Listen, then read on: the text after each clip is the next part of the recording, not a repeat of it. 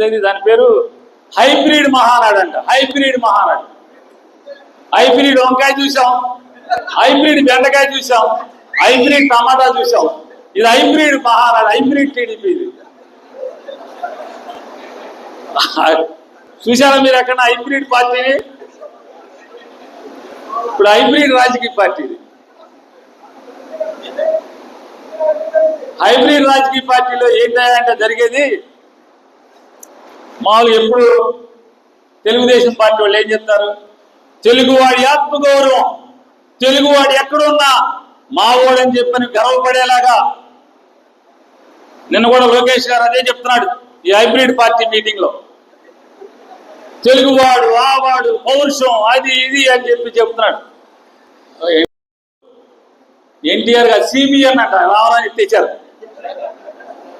నిన్నదాకా రామారావు ఎన్టీఆర్ అన్నారు, ఇప్పుడు సిబిఎన్ అంట. అంటే రామారావు మెల్లగా ఎత్తేస్తున్నారు. అంతే కదా, చేసుకున్నాడు చేసుకుంటా. ఇప్పుడు ఎంత పాపం చేసి అంత కదా ఇచ్చేస్తాడు కదా దేవుడు. రామారావుని వేసేచ్చా, లోకేష్ నాయుడు వచ్చా నాన్న వేసేస్తున్నాడు. అంతే కదా జరిగేది.